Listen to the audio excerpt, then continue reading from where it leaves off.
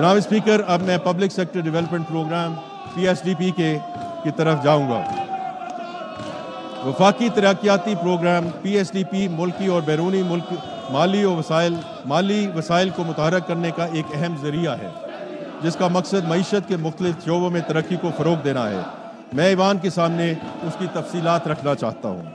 موجودہ مالی حالات کو مد نظر رکھتے ہوئے نیشنل اکنامک کونسل نے مالی سال 2025-26 کے لیے 4,224 ارب روپے کے قومی ترقیاتی اخراجات کی منظوری دی ہے، جس میں سے 1,000 ارب روپے فیڈرل PSDP اور 2,869 ارب روپے پروونشل ADPs کے علاوہ SOEs کی اپنی وسائل سے 355 ارب روپے کی سرمایہ کاری شامل ہے۔ میں ایوان کو بتانا چاہتا ہوں کہ فیڈرل PSDP 2025-26 کا محور بنیادی انفراسٹرکچر کے منصوبے ہیں، جن پر 60% سے زائد وسائل صرف کیے جا رہے ہیں تاکہ پورے ملک کو فائدہ پہنچے، جبکہ پروونشل ADPs کی ترجیح سماجی شعبے ہیں جن کے لیے 60% سے زائد رقوم مختص کی گئی ہیں۔ یہ رجحان آئین میں 18ویں ترمیم کے بعد ذمہ داریوں کی تقسیم پر عمل درآمد کا واضح ثبوت ہے۔ اس کے علاوہ جاری اور نئی اقدامات کو قومی منصوبوں جیسے کہ اڑان پاکستان اور 5 E's پر مبنی نیشنل اکنامک ٹرانسفارمیشن پلان سے ہم آہنگ کرنے کی کوشش کی گئی ہے۔ فیڈرل PSDP 2025-26 کی اہم سیکٹورل ہائی لائٹس کا تذکرہ کرنا ضروری ہے۔ اس میں سب سے پہلے ٹرانسپورٹ کا انفراسٹرکچر، جس میں سڑکیں، ریلوے، سمندری اور ہوائی ٹرانسپورٹ شامل ہے۔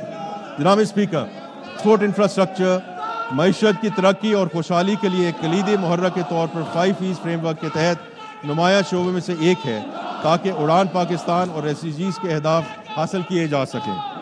اس شعبے کی اہمیت کو مد نظر رکھتے ہوئے وفاقی حکومت نے PSDP 2025-26 کے مجموعی 1,000 ارب روپے میں سے 328 ارب روپے کی سب سے بڑی رقم ٹرانسپورٹ انفراسٹرکچر منصوبوں کے لیے مختص کی ہے۔ خصوصی توجہ سڑکوں کے شعبے پر مرکوز کی گئی ہے۔ وزیر اعظم پاکستان کی خصوصی ہدایت پر کراچی سے چمن جانے والی بلوچستان کا 813 کلومیٹر طویل N25 شاہراہ، جو کراچی، بیلا، خضدار، کولات، کوئٹہ اور چمن سے گزرتی ہوئی افغانستان تک جاتی ہے، کی 2 رویہ تعمیر کے لیے 100 ارب روپے مختص کیے گئے ہیں۔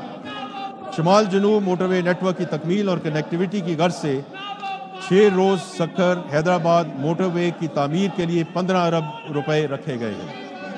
تھر کول ریل کنیکٹیویٹی پروجیکٹ کی بروقت تکمیل کے لیے 7 ارب روپے مختص کیے گئے ہیں۔ میری ٹائم سیکٹر میں گرانی شپ بریکنگ کی سہولیات کی اپ گریڈیشن کے منصوبے کو بھی اہمیت دی گئی ہے اور اس کے لیے 1.9 ارب روپے مختص کیے گئے ہیں۔ گوادر پورٹ انفراسٹرکچر منصوبوں کے لیے PSDP سے امداد کا تسلسل برقرار رکھا گیا ہے۔ صوبائی ٹرانسپورٹ منصوبوں کے لیے مالیاتی خلا کو پورا کرنے کے لیے بھی امداد جاری رکھی گئی ہے اور صوبائی منصوبوں کے لیے نمایاں فنڈز مختص کیے گئے ہیں۔